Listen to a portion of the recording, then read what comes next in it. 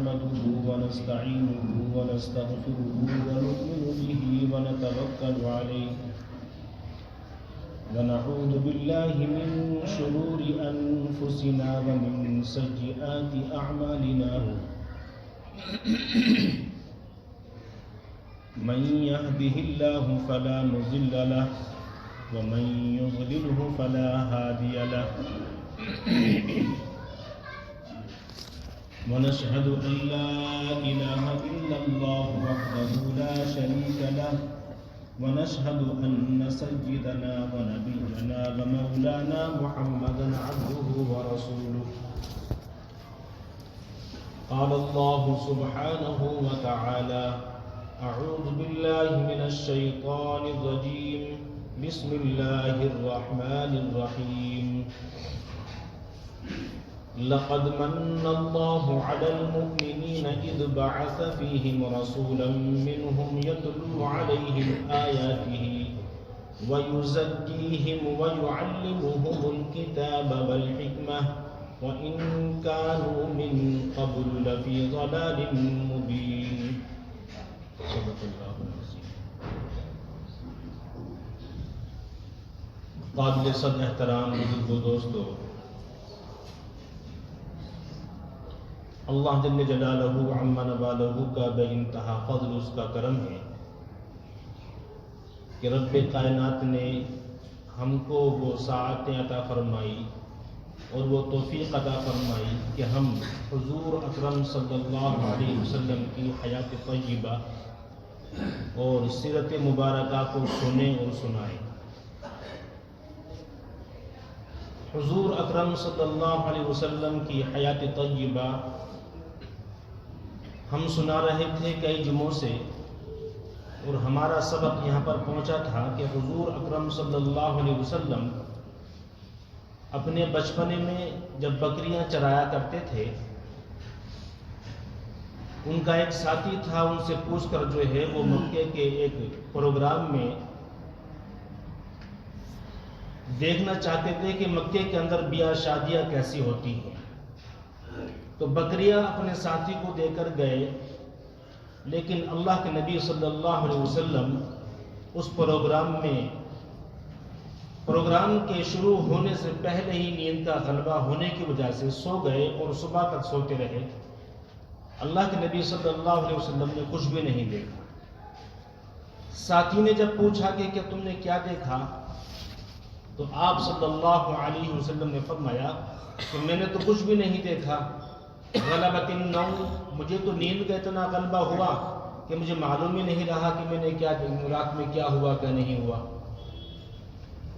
دوسرے دن بھی ایسا ہی ہوا، کیونکہ اللہ کے نبی صلی اللہ علیہ وسلم کا ایک فرمان ہے کہ میں دنیا سے گانے بجانے کو ختم کرنے کے لیے آیا ہوں. اگر حضور اکرم صلی اللہ علیہ وسلم اس پروگرام میں جب سنتے اور اللہ کے نبی صلی اللہ علیہ وسلم اس کو سماعت کرتے تو دنیا والوں کو کہنے کا موقع ہوتا کہ دیکھو اللہ کے نبی بھی جو ہے ناچنے گانے کے جو ہے پروگرام میں شریک ہوا ہے. لیکن میرے آقا حضرت محمد صلی اللہ علیہ وسلم کی ایک ایک ادا آج تک محفوظ ہے اور قیامت تک محفوظ رہے گی. دنیا کا کوئی انسان ایسا نہیں ہے کہ جس کی اتنی باریکی کے ساتھ اس کی زندگی، اس کا ایک ایک لمحہ اور ایک ایک جو ہے رکن اس کا جو زندگی کا سبق کی طرح موجود ہو. بہرحال یہ واقعہ میں سنا چکا تھا. اب آپ جب تھوڑے سے بڑے ہوئے تو حضرت عبد المطلب جو آپ کے چچا ہیں، آپ ان کی کفالت میں رہتے ہیں، تجارت کرتے تھے، ملک شام کا سفر تھا، ملک شام کے لیے آپ جا رہے تھے تو حضرت محمد صلی اللہ علیہ وسلم بھی بضد ہو گئے کہ میں بھی جاؤں گا. تو ابو طالب نے کہا کہ نہیں بیٹا، تم ابھی چھوٹے ہو اور میرے تم بھتیجے ہو، میں تم سے بہت محبت کرتا ہوں اور یہ سفر ہے، سفر میں کتنی تکلیفیں ہوتی ہیں وہ ہمیں معلوم ہے، لہذا تم یہیں پر رہو، تم میرے ساتھ نہ جاؤ. آپ نے ضد کی کہ نہیں میں تو جاؤں گا، اور یہاں تک کہ ابو طالب کا دامن پکڑ لیا کہ نہیں مجھے ساتھ لے چلو. بچوں کی ضد ہوتی ہے. بہرحال ابو طالب حضور اکرم صلی اللہ علیہ وسلم کو اپنے ساتھ سفر تجارت میں لے گئے. ملک شام سے پہلے وہاں پر عیسائیوں کا ایک گرجا گھر تھا، جس کو آپ چرچ کہہ لیں، گرجا گھر کہہ لیں، یا جو بھی نام ہے. تو وہاں پر ایک یہودیوں کا، عیسائیوں کا بہت بڑا عالم رہا کرتا تھا، بحیرہ راہب. وہ اپنے اس گرجا گھر سے کبھی باہر نہیں نکلا تھا. لیکن جب وہ قافلہ وہاں پر رکا، ابو طالب کا قافلہ ملک شام کے قریب ایک گرجا گھر کے قریب جب وہ قافلہ رکا تو وہ بحیرہ راہب اپنے گرجا گھر سے، اپنے چرچ سے باہر آیا. اس نے دیکھا کہ ایک قافلہ ہے، ایک جماعت ہے اور ٹھہری ہوئی ہے. مسئلہ کیا ہے؟ جب اس نے آسمان کی طرف نظر اٹھائی تو اس نے جو نشانیاں حضور اکرم صلی اللہ علیہ وسلم کے تعلق سے انجیل میں، تورات میں پڑھی تھی، وہ تمام کی تمام نشانیاں اس نے اپنی آنکھوں سے دیکھی. اور جس درخت کے نیچے آپ بیٹھے ہوئے تھے اس درخت کی ٹہنیوں کو دیکھا. تو بحیرہ راہب نے اپنے چھوٹے جو ہے راہب سے کہا کہ جاؤ اس قافلے کے پاس جاؤ اور کہو کہ تمہارے پورے قافلے کی دعوت ہے. بہرحال وہ چھوٹا راہب گیا اور اس نے جو ہے دعوت دی. ابو طالب نے کہا کہ ہم بارہا یہاں سے گزرے ہیں، آج تک کسی نے ہماری دعوت نہیں کی، اور اس مرتبہ یہ بحیرہ، یہ راہب جو ہے، یہ چرچ کا پجاری، بڑا ان کا عالم جو ہے، یہ ہماری دعوت کیوں کر رہا ہے؟ بہرحال دعوت قبول کی. دعوت میں کہا کہ سب کو بلانا، اور یہ بھی کہا راہب سے کہ جب یہ کہہ دینا کہ سب کے سب آئیں، کسی کو چھوڑ کر کے نہ آئیں. بہرحال وہ سب قافلے والے وعدے کے مطابق آئے اور دسترخوان لگایا اور قسم قسم کے بحیرہ نے جو ہے کھانے بنوائے، طرح طرح کے کھانے بنوائے، بڑا اہتمام کرایا اور یہ کہا کہ ان مہمانوں کی خدمت میں کوئی کمی نہیں ہونی چاہیے. اور خود بھی جو ہے مہمان نوازی کے لیے کھڑے ہو گئے اور سب کو دیکھتے جاتے ہیں. ایک ایک شخص کو جو ہے وہ بحیرہ راہب بڑی غور سے دیکھتا ہے. اس کو سمجھ میں کچھ نہیں آیا کہ جس مقصد کے لیے میں نے دعوت کی ہے وہ میرا مقصد تو پورا نہیں ہوا. تو ابو طالب سے کہا کہ ابو طالب تمہارے ساتھی پورے ہیں؟ کہاں ہمارے تمام ساتھی ہیں. کہا کسی کو چھوڑا تو نہیں؟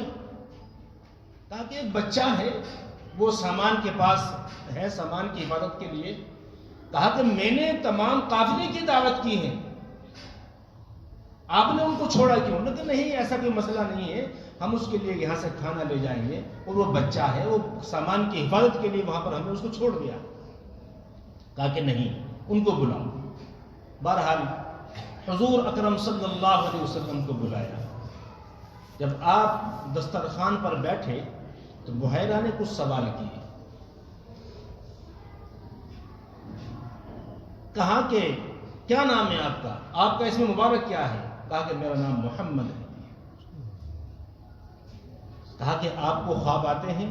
کہا کہ ہاں مجھے خواب آتے ہیں. کیسے خواب آتے ہیں؟ تو آپ صلی اللہ علیہ وسلم نے اپنے خواب کو مجھ کو بتلائے. کہا کہ آپ کے ساتھ کچھ اور عجیب واقعہ بھی ہوا ہے؟ کہا کہ ہاں میرے ساتھ ایک عجیب واقعہ یہ ہوا ہے کہ میں بکریاں چرا رہا تھا. تقریباً 4 سال کی میری عمر تھی. میں اور میری بہن شیما، یہ بنو سعد کے قبیلے کی بات ہے، اور 2 شخص آئے اور انہوں نے میرے سینے کو چاک کیا اور میرے دل کو نکالا اور پھر میرے سینے کو جو ہے سی دیا، اور بہت ساری اور کچھ باتیں معلوم کی. تو بحیرہ نے کہا اقسم لات عزا. آپ صلی اللہ علیہ وسلم کا چہرہ مبارک سرخ ہو گیا.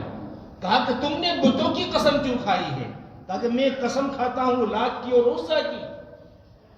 تو اس کی بات پوری نہیں ہونے پائی تھی کہ آپ صلی اللہ علیہ وسلم نے کہا کہ آپ نے، اور اتنے بڑے شخص، اتنا بڑا آدمی، اتنا بڑا عالم، اور ایک 11-12 سال 15 سال کا بچہ جب بات کرے گا تو کس انداز میں کرے گا، لیکن آپ غصے میں بات کی، اور غصے کے اندر وہ تہذیب، وہ سلیقہ، وہ ادب چمک رہا تھا کہ آپ نے بتوں کا نام میرے سامنے کیوں لیا، بتوں کی قسم کیوں کھائی آپ نے؟ کہا کہ ٹھیک ہے، اقسم باللہ، آپ نے بحیرہ نے اللہ کی قسم کہی، میں قسم اللہ کی کھاتا ہوں کہ تم اس سلسلے کے آخری نبی ہو، اس امت کے نبی ہو، تم پیغمبر ہو، تمہیں اللہ تعالیٰ نبوت سے سرفراز کرے گا۔ ابو طالب سے کہا کہ ابو طالب، میری آپ سے درخواست یہ ہے کہ آپ ان کو آگے نہ لے جائیں، ملک شام میں یہودی رہتے ہیں، ایسا نہ ہو کہ وہ ان کو قتل کر دیں، ان کو کچھ نقصان پہنچائیں اور ان کو کچھ تکلیف پہنچائیں، آپ ان کو یہیں سے جو ہے مکے واپس کر دیں۔ بحیرہ راہب وہ تمام نشانیاں انجیل میں، تورات میں پڑھ چکا تھا، اور ایک بات یہاں پر یہ بھی یاد رکھنے، قرآن مقدس ان تمام کتابوں کی گواہی دیتا ہے، انجیل کی، تورات کی، زبور کی، کہ اس میں تمام کتابوں میں حضور اکرم صلی اللہ علیہ وسلم کے آنے کی بشارت تھی، نشانیاں، آپ کی پہچان۔ تو بحیرہ نے ایک تیسری بات یہ پوچھی کہ محمد، میں آپ سے ایسا نہ ہو کہ گستاخی ہو جائے مجھ سے، لیکن میں اپنی اطمینان کے لیے آپ سے ایک بات پوچھتا ہوں کہ آپ اپنا کرتا اٹھا سکتے ہو؟ میں کچھ آپ کے دونوں کندھوں کے درمیان کچھ دیکھنا چاہتا ہوں۔ آپ نے اپنا کرتا اٹھایا اور اس کو دونوں کندھوں کے درمیان جو ہے ایک مہر مبارک جو تھی، لا الہ الا اللہ محمد رسول اللہ، اس پر لکھا ہوا تھا، اور اس پر ہلکے ہلکے بال بھی آئے ہوئے تھے۔ تو دیکھا کہ اس کو، بحیرہ کو جو ہے مکمل اطمینان ہو گیا کہ یہی نبی آخر الزمان ہے،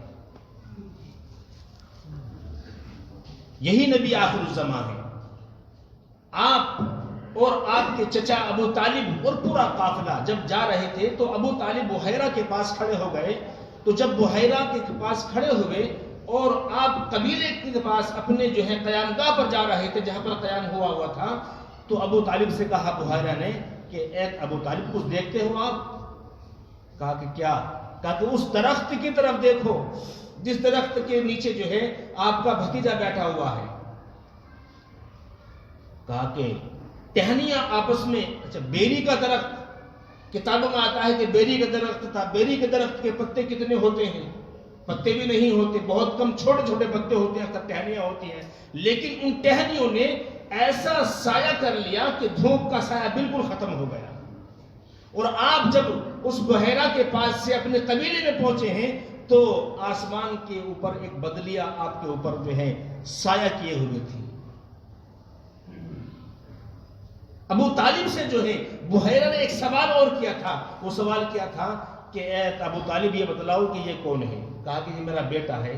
کہا کہ تمہارا بیٹا تو نہیں ہے یہ؟ کہا کہ نہیں میرا بیٹا ہے۔ کہا کہ ان کے ابو زندہ ہیں؟ کہا کہ نہیں۔ پھر تمہارا بیٹا کیسا ہوا؟ کہا کہ بھتیجا بھی بیٹا ہوتا ہے۔ کہا کہ نہیں، صحیح بولو، جو میں پوچھنا چاہتا ہوں اسی بات کا جواب دو۔ کہا کہ نہیں، میرا بیٹا ہے، عبداللہ کا بیٹا ہے اور میرا بھتیجا ہے۔ تو اس لیے کہا کہ میں یہ تمام کی تمام نشانیاں تورات میں بھی، انجیل میں بھی میں پڑھ چکا ہوں کہ محمد نامی ایک آدمی، ایک شخص ہوگا، وہ یتیم ہوگا اور اس کے ساتھ کوئی سہارا نہیں ہوگا، اس کا کوئی سایہ کا مطلب کہ اس کی کوئی پرورش کرنے والا مستقل طور پر والد یا والدہ۔ اب عبد المطلب بھی جو ہے بچپن کے زمانے میں جو ہے فوت ہو گئے۔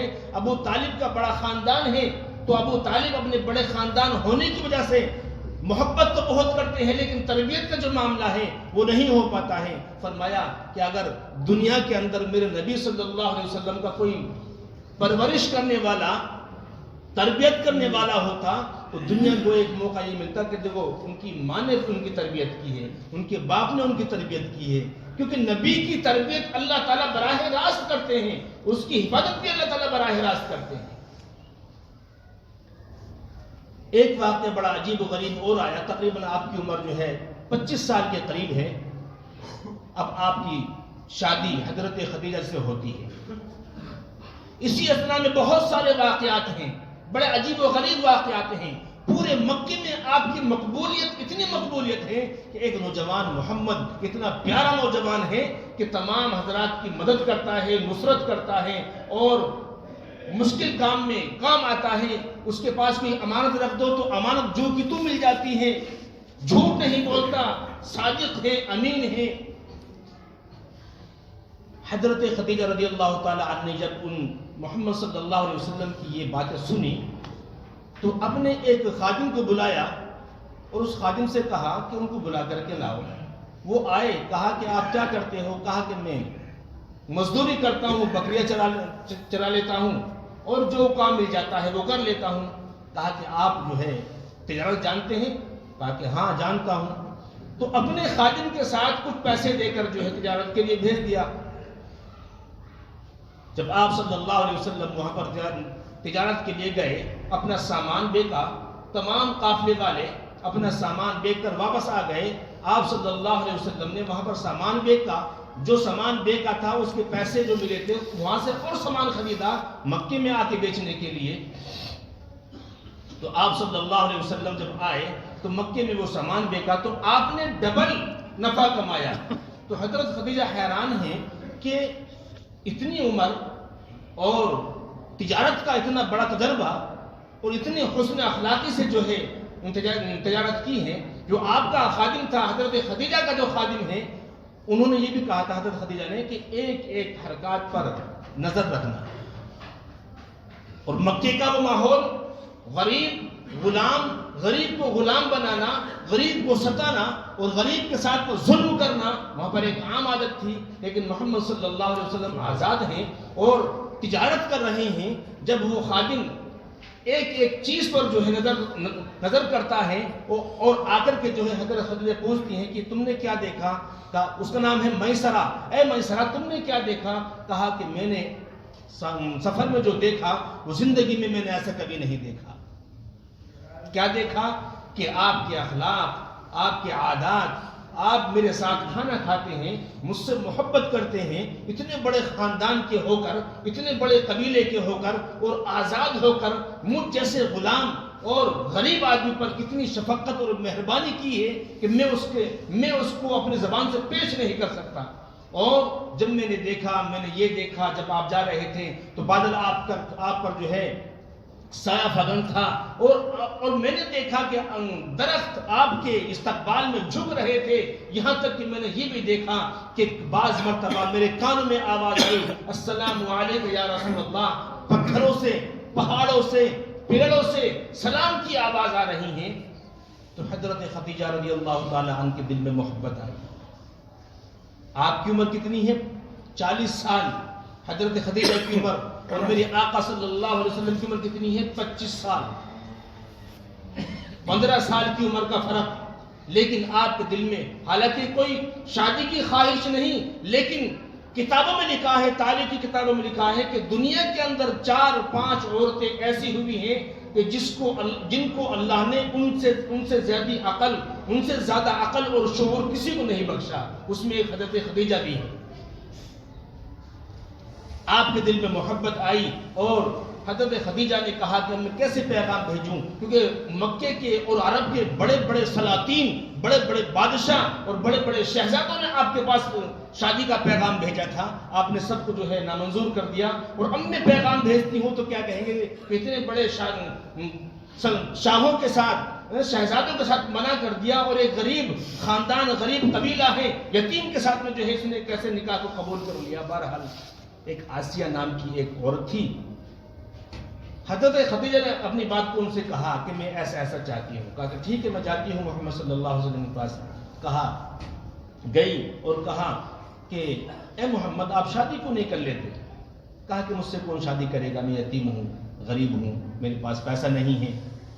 کہا کہ نہیں، اگر آپ کے پاس پیسہ بھی ہو جائے اور آپ کو کوئی پسند بھی کرتا ہو تو آپ قبول کر لیں گے. حسب بھی اچھا ہے، نسب بھی اچھا ہے، پیسہ بھی اچھا ہے.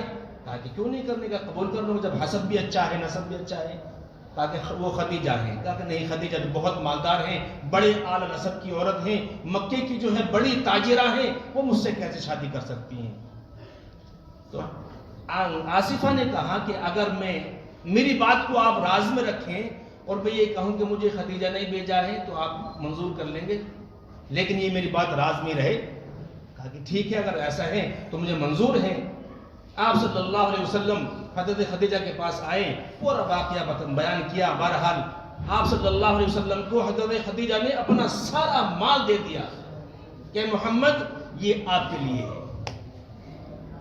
یہ آپ کے لیے ہے، اور آپ اس کے مالک ہیں، آپ اس کو تقسیم کریں یا جو چاہے وہ کریں. بہرحال حضرت خدیجہ سے نکاح ہوا آپ کا، اور حضرت خدیجہ نے سارا مال اپنے شوہر حضرت محمد صلی اللہ علیہ وسلم کو دے دیا. آپ صلی اللہ علیہ وسلم نے وہ سارا مال غربا میں، یتیموں میں سب تقسیم کر دیا، سارے کا سارا مال تقسیم کر دیا. اور آپ صلی اللہ علیہ وسلم جو ہے حضرت خدیجہ کے پاس آتے ہیں، اور حضرت ابو طالب نے نکاح پڑھایا، اور ایک تاریخی نکاح جو ہے اور پڑھایا، جو عرب کے بہت بڑے عالم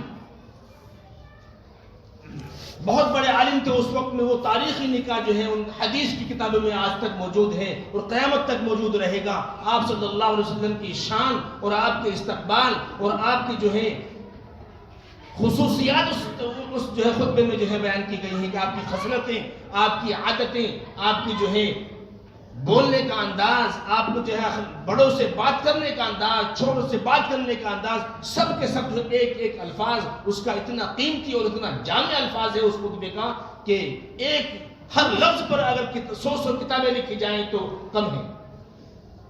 آپ کی خصلتیں، آپ کی عادتیں، آپ کا طریقہ.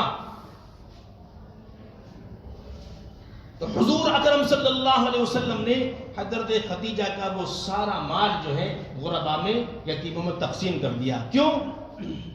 آپ صلی اللہ علیہ وسلم غریب پیدا ہوئے، غریب خاندان میں پیدا ہوئے اور یتیم مسکین، لیکن آپ کی جو عادت شریفہ ہے، خصلت شریفہ تھی، وہ غریبوں کے مدد کرنے کی اور غریبوں کے کام آنے کی. اور اپنے آپ بڑے خاندان کے جو ہیں، لیکن ابو طالب آپ کے چچا جو آپ کے ساتھ سفر تجارت میں گئے تھے، آپ صلی اللہ علیہ وسلم ان کے لیے بڑی ہمدردی، بڑی خیرخواہی کرتے ہیں اور بڑی محبت کرتے ہیں، شفقت کرتے ہیں. ایک دن وہ آتا ہے کہ ابو طالب کا بھی انتقال ہو جاتا ہے.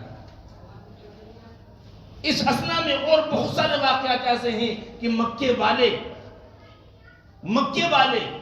آپ ابو طالب اپنے آپ کے چچا کے پاس آتے ہیں اور بڑے محبت اور بڑی شفقت سے جو ہے محمد صلی اللہ علیہ وسلم کی تعریف کرتے ہیں کہ آپ کا بھتیجا اور آپ کا بیٹا یہ اتنا خصوصیات کا مالک ہے کہ پورے مکہ کو آپ کے بیٹے پر، آپ کے بھتیجے پر اتنا اطمینان ہے کہ آپ مکے کا ان کو سردار بنا دیں. یہاں پر ہمارا سبق انشاءاللہ آئندہ جمعے سے جو ہے یہاں سے اسٹارٹ ہوگا. اللہ تعالیٰ عمل کی توفیق عطا فرمائے. اللہ تعالیٰ ہم سب کو جو ہے حضور اکرم صلی اللہ علیہ وسلم کی سنتوں سے دل سے محبت کرنے کی توفیق عطا فرمائے. آپ صلی اللہ علیہ وسلم پر زیادہ سے زیادہ درود پاک پڑھنے کی توفیق عطا فرمائے اور آپ کی عادتیں، آپ کی خصلتیں ان سے محبت کرنے کی توفیق عطا فرمائے. عزیز دوستو، جیسے ہر جمعے کو جو ہے آپ کے سامنے ایک بات آتی ہے کہ